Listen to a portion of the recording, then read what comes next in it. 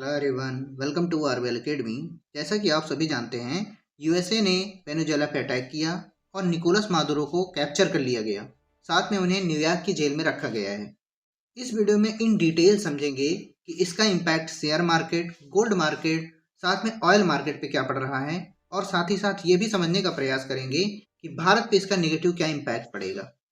और हाँ, यदि आप सभी ने चैनल को सब्सक्राइब नहीं किया है तो सब्सक्राइब आरवीएल एकेडमी। चलिए वीडियो को स्टार्ट करते हैं। वेनेजुएला में अमेरिका कोई एक्शन ले और पूरी दुनिया के बाजारों में हड़कंप मच जाए। कैसे? आज हम यही समझने वाले हैं कि कैसे एक देश का जियोपॉलिटिकल संकट दुनिया भर के फाइनेंशियल मार्केट्स में एक के बाद एक लहरें पैदा कर सकता है, तेल से लेकर सोने और स्टॉक मार्केट तक।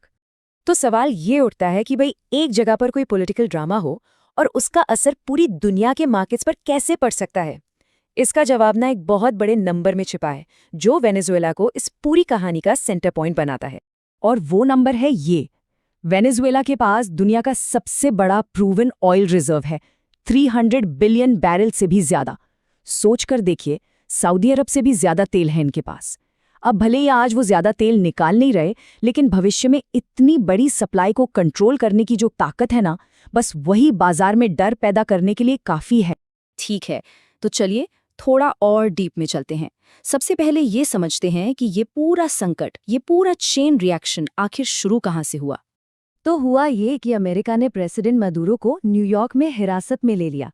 अब वेनेजुएला में पावर खाली हो गई, तो वहां की सुप्रीम कोर्ट ने वाइस प्रेसिडेंट डेल्सी रॉड्रिग्स को बना दिया अंतरिम राष्ट्रपति। लेकिन कहानी में ट्विस्ट तब आया जब अमेरिका ने कहा कि अरे नहीं, हम देश को अस्थायी रूप से चलाएंगे। बस इसी बात से अनिश्चितता का एक बड़ा बादल छा गया। और जैसे ही ये पॉलिटिकल खबर आई, इसका सबसे पहला, सबसे सीधा असर पड़ा तेल के बाजार पर। चलिए देखते हैं कि तेल की कीमतों में ये आग कैसे लगी। अब ये बात ना सच में बहुत दिलचस्प है, और यही इस पूरी कहानी का सार है। असल में देखें तो तेल की सप्लाई में कोई खास कमी नहीं आई है, क्योंकि वेनेजुएला आजकल वैसे भी बहुत ज्यादा तेल नहीं निकाल रहा। तो फिर कीमतें क्यों बढ़ीं? सारा खेल डर का है, भविष्य के डर का। मार्केट को ये डर सता रहा है कि अगर कल को दुनिया के इतने बड़े भंडार से तेल आना बंद हो गया तब क्या हो। और ये लाइन इस पूरी बात को एकदम सटीक तरीके से बताती है। तेल की कीमतें इसलिए नहीं बढ़ीं कि आज तेल कम है, बल्कि इसलिए क्योंकि बाजारों को डर है कि कल के तेल पर उनका कंट्रोल नहीं रहेगा। यही है सबसे जरूरी पॉइंट।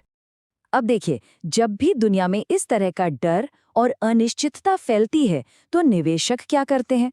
वो भागते हैं सुरक्षा की तरफ। और यहीं से शुरू होती है हमारी दूसरी लहर, जो हमें सीधा सोने के बाजार में ले जाती है। अब ये समझने के लिए कि ऐसा क्यों होता है, हमें सेफ हेवन एसेट का कॉन्सेप्ट समझना होगा। सीधी सी भाषा में ये वो चीजें होती हैं जिनमें लोग तब पैसा लगाते हैं जब बाजार में उथल-पुथल मची हो। मतलब जब लगता है कि सब कुछ डूब रहा है, तो लोग एक ऐसी नाव ढूंढते हैं जो उन्हें बचा ले। और सोना, वो तो क्लासिक सेफ हेवन है। इसकी कीमत किसी एक देश की सरकार पर निर्भर नहीं करती, और जब भी दुनिया में टेंशन बढ़ती है, इसकी कीमत भी बढ़ जाती है। दूसरी तरफ है चांदी। है तो ये भी कीमती धातु, लेकिन इसका इंडस्ट्री में भी काफी इस्तेमाल होता है। इसी वजह से ये ज्यादा वोलेटाइल है। मतलब कीमतें तेजी से बढ़ सकती हैं, पर जैसे ही संकट टलेगा उतनी ही तेजी से गिर भी सकती हैं। चलिए अब बात करते हैं तीसरी लहर की, जो शायद सबसे कॉम्प्लेक्स है।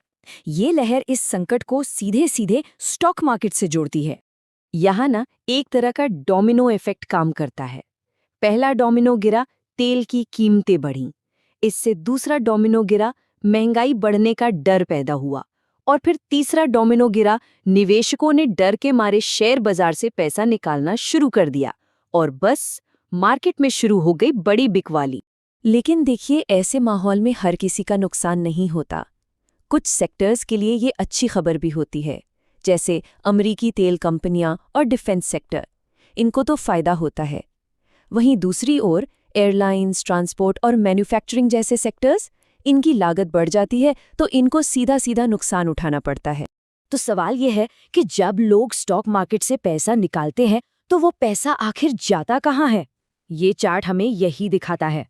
पैसा जाता है सोना, अमेरिकी डॉलर और अमेरिकी सरकारी बॉन्ड्स जैसी ज्यादा सुरक्षित जगहों पर।